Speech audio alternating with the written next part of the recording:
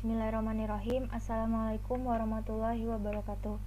Perkenalkan, nama saya Diajeng Nadia Muslimah Putri Armanjaya dengan NIM 186300065.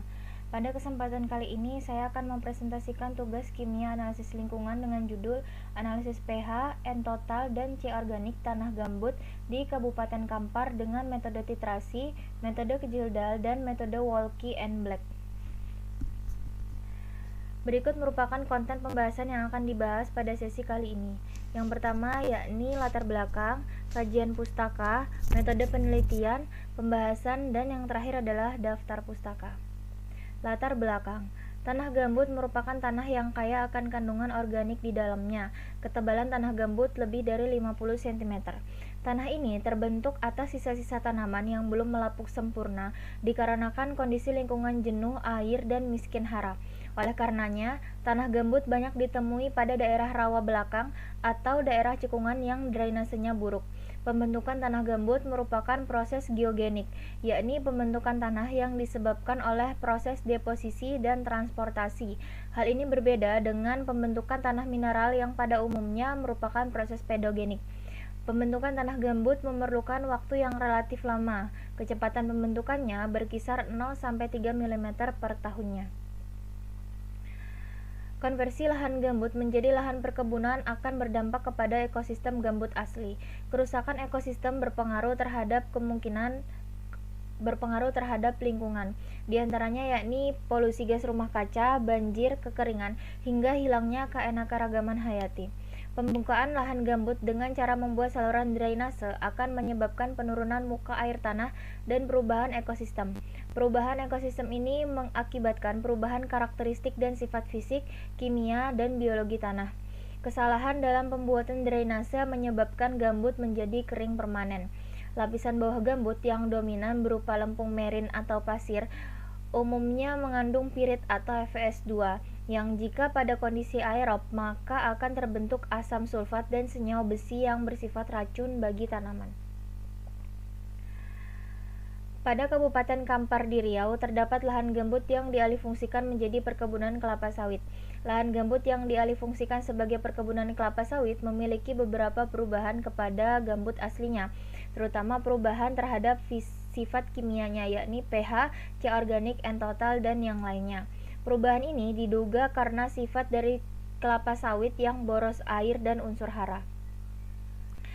Penentuan tingkat kesuburan pada lahan gambut dapat dilakukan dengan melakukan analisis sifat kimia tanah.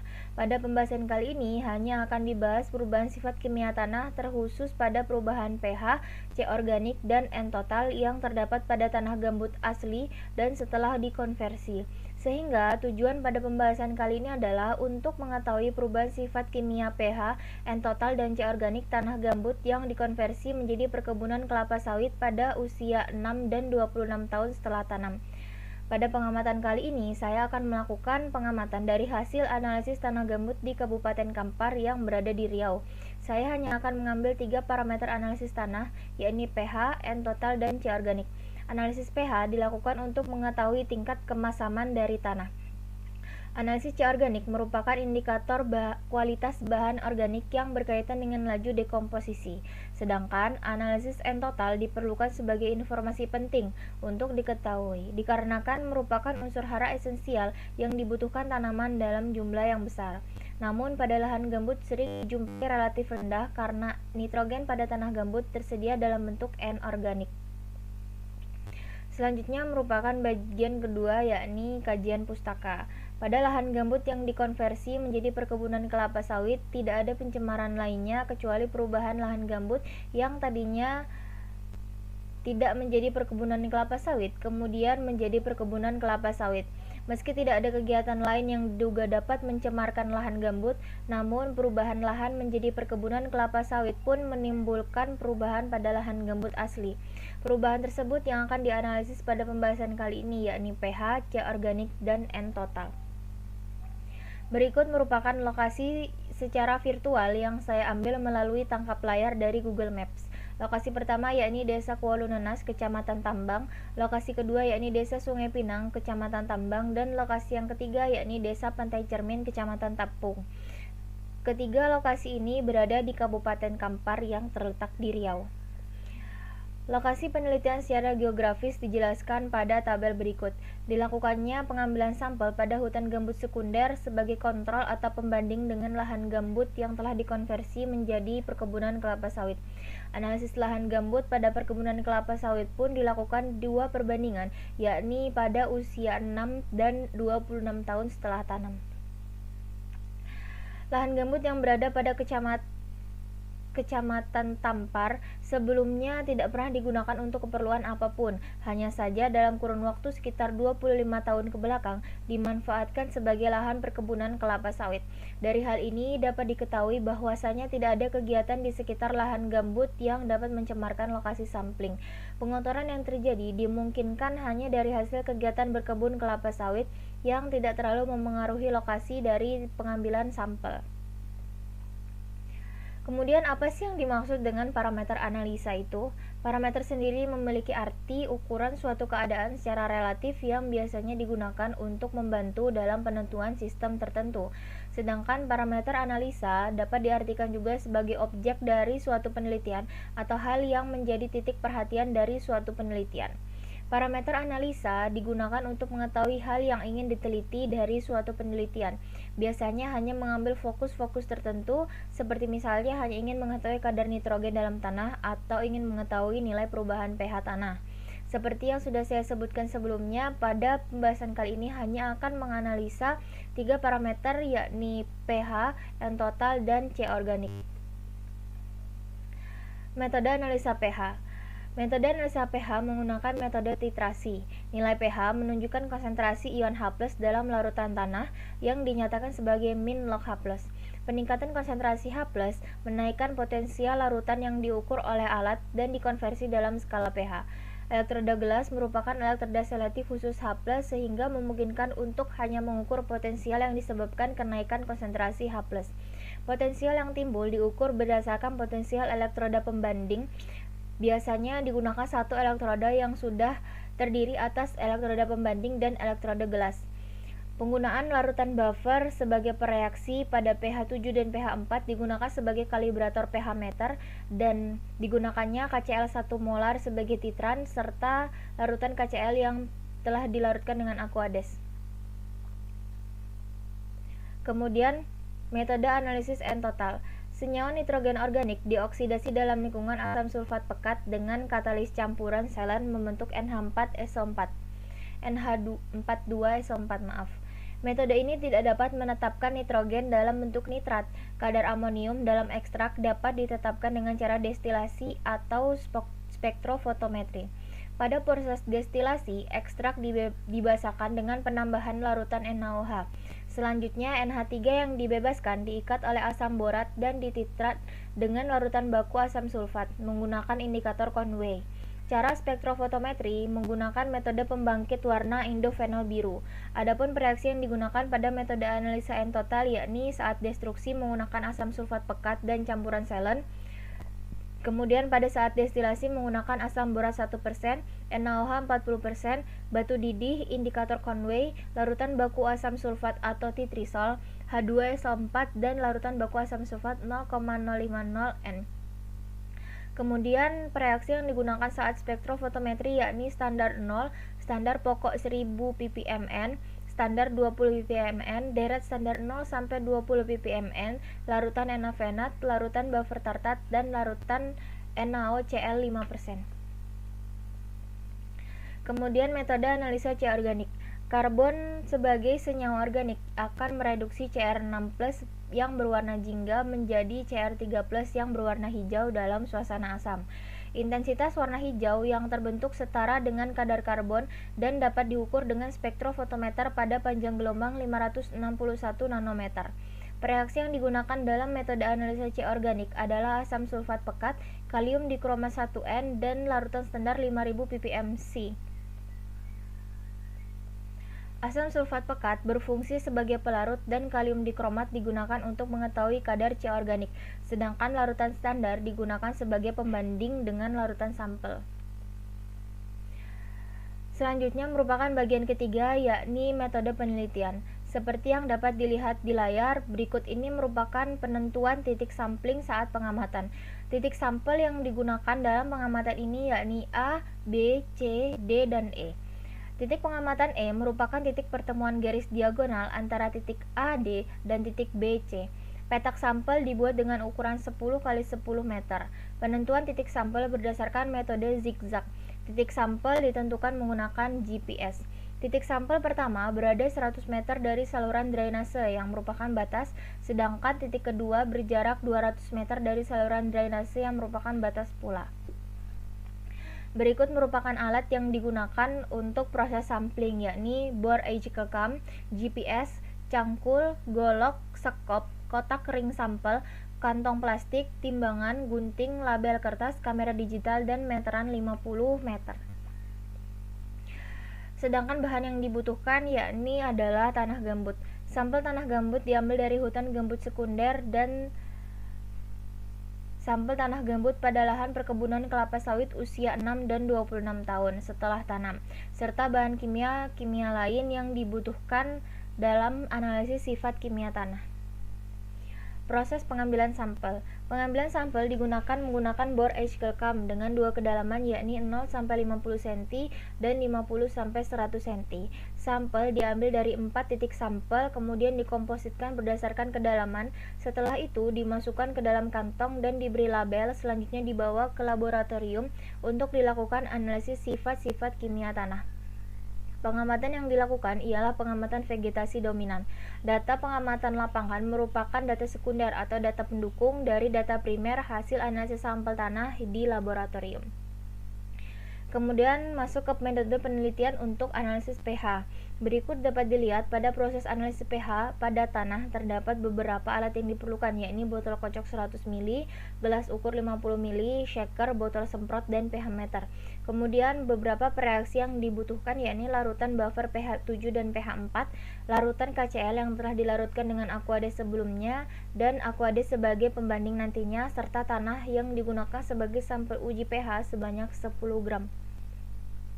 Berikut merupakan tahapan dalam analisis pH.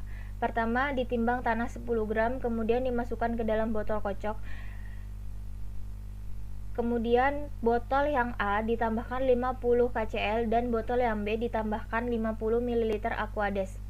Lalu kocok dengan mesin pengocok selama 30 menit. Suspensi tanah diukur dengan pH meter yang telah dikalibrasi menggunakan larutan buffer pH 7 dan pH 4. Kemudian nilai pH yang didapat dilaporkan dalam bentuk desimal. Lalu metode penelitian metode analisis N total. Berikut merupakan alat yang dibutuhkan untuk analisis N total, diantaranya yakni tabung dan block digestion, labu alas bulat 250 ml, Erlenmeyer 100 ml, buret 10 ml, stirrer, dispenser, tabung reaksi, vortex measure, alat destilasi, dan spektrofotometer.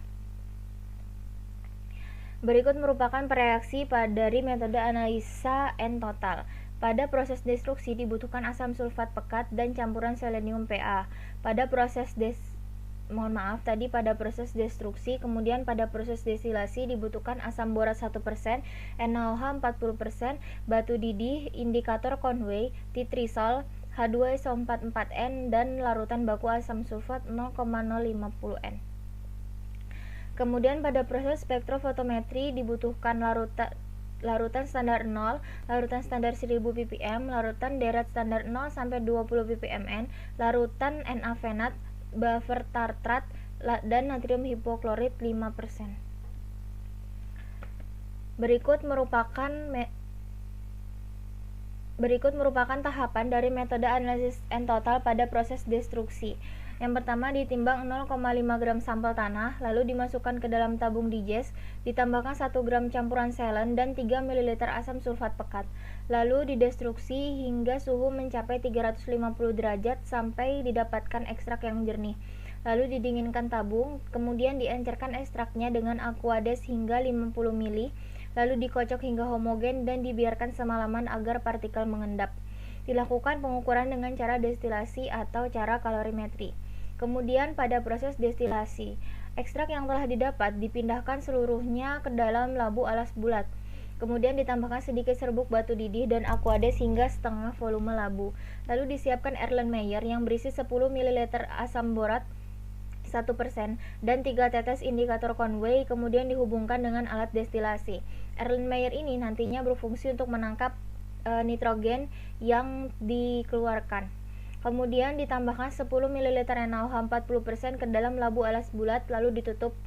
Lalu didestilasi hingga volume penampung mencapai 50-75 ml yang didapat dengan warna hijau. Lalu dititrasi destilat dengan asam sulfat 0,050 N hingga berwarna merah muda dan dicatat volume titran dan blanko.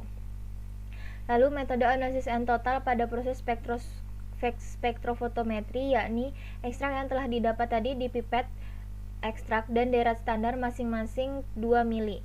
Kemudian ditambahkan buffer tatrat dan enafenat masing-masing sebanyak 4 mili. Lalu dikocok dan dibiarkan selama 10 menit. Ditambahkan masing-masing 4 ml NaOCl 5%, lalu dikocok. Lalu diukur dengan spektrofotometer pada panjang gelombang 636 nanometer setelah 10 menit dan dicatat absorbannya. Berikut merupakan metode analisis dari C organik. Seperti yang dapat dilihat pada layar, alat-alat yang dibutuhkan yakni neraca analitik, spektrofotometer, labu ukur 100 mili, dan dispenser.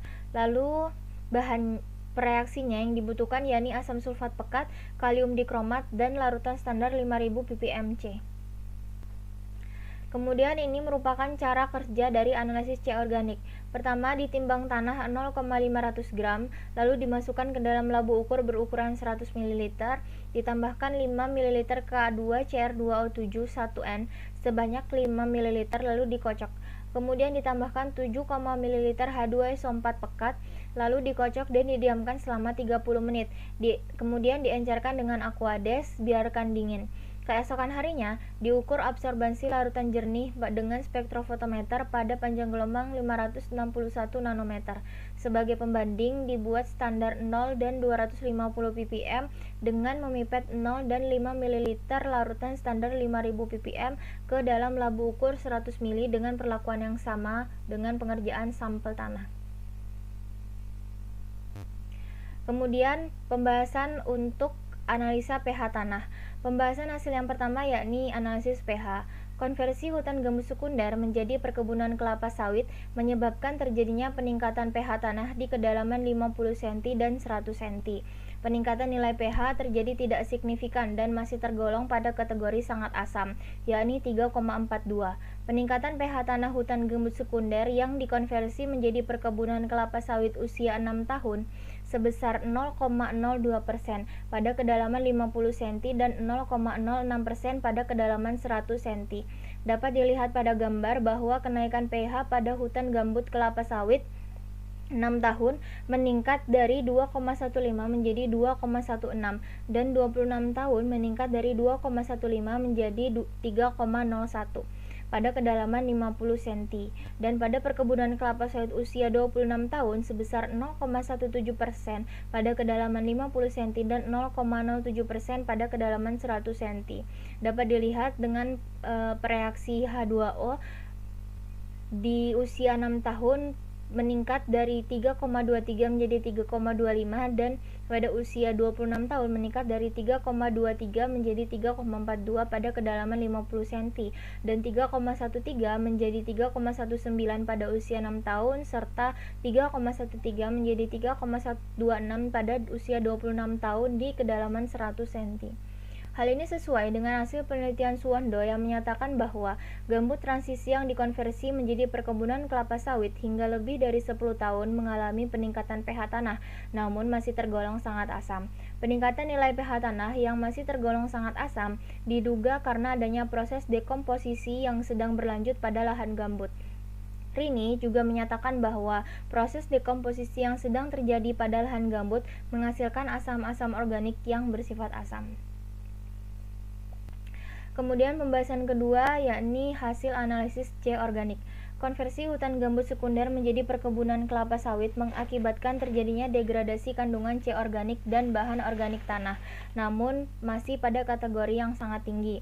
Degradasi pada kelapa sawit usia 6 tahun sebesar 0,37% di 50 cm dan 3,24% di 100 cm. Sedangkan pada kelapa sawit usia 26 tahun sebesar 17,57% di 50 cm dan 21,87% di 100 cm. Hal ini tepat dengan penelitian Suwondo yang menyatakan bahwa lahan gambut yang dimanfaatkan sebagai perkebunan masih mengandung C organik yang tergolong masih sangat tinggi. Degradasi ini diduga terjadi karena adanya aktivitas dekomposisi oleh mikroorganisme tanah, erosi, dan subsiden yang terjadi akibat aktivitas pada lahan gambut. Kondisi lahan gambut yang telah didrainase akan merubah kondisi gambut yang semula anaerob menjadi aerob. Hal ini mengakibatkan meningkatnya aktivitas mikroorganisme perombak bahan organik tanah. Di samping itu, sistem drainase pada lahan gambut juga menyebabkan terjadinya erosi bahan organik tanah oleh aliran air. Hal ini sesuai dengan pernyataan Subandar yang menerangkan bahwa perubahan kondisi anaerob menjadi aerob pada lahan gambut akan mendorong aktivitas mikroorganisme perombak bahan organik tanah. Bintang juga menambahkan bahwa pembukaan saluran drainase pada lahan gambut juga akan menyebabkan terjadinya erosi bahan organik oleh aliran air yang ada pada sekitar saluran drainase. Berikut merupakan salah satu perhitungan yang akan saya bahas, yakni perhitungan untuk menghitung kadar C organik. Untuk menghitung kadar C organik, yakni ppm kurva, atau kadar contoh yang didapat dari kurva hubungan antara kadar deret standar dengan pembacaannya setelah dikoreksi dengan blanko dikalikan dengan volume ekstraknya yang didapat dan dibagi dengan 1000 ml, kemudian dikalikan dengan 100 dan dibagi dengan massa dari sampel. Contoh di sini dimaksud sampel. Kemudian terakhir dikalikan dengan faktor koreksi kadar air yang diperoleh dengan cara yakni 100 dibagi 100 dikurangi dengan persentase kadar air. Karena pada pengamatan ini menggunakan 0,500 gram sampel tanah, maka rumusnya menjadi ppm kurva dikalikan dengan 10 dibagi dengan 50 dan dikalikan dengan faktor koreksi. Sehingga perhitungan yang ada di sini didapatkan hasil yang seperti ini. Kemudian analisa N total.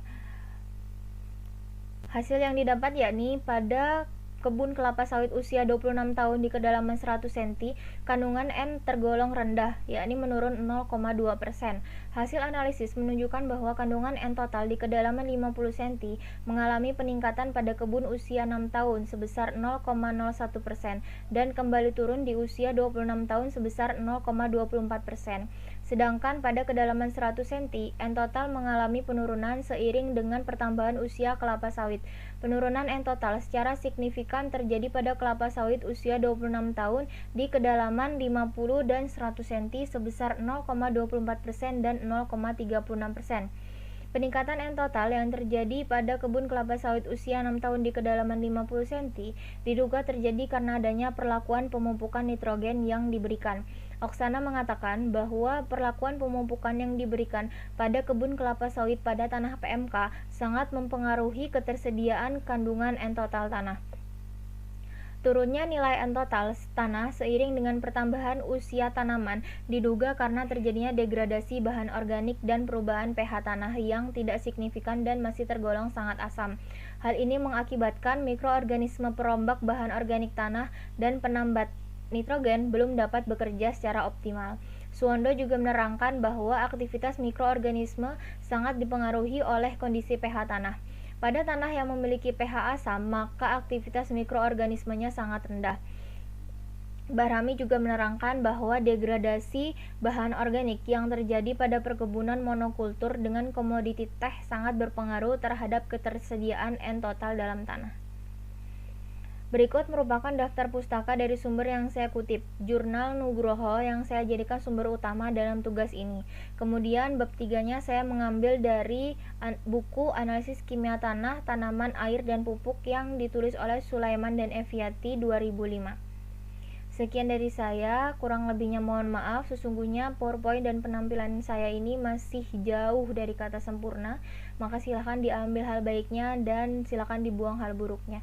Terima kasih. Wallahul muwaffiq ila aqwamit thoriq. Wassalamualaikum warahmatullahi wabarakatuh.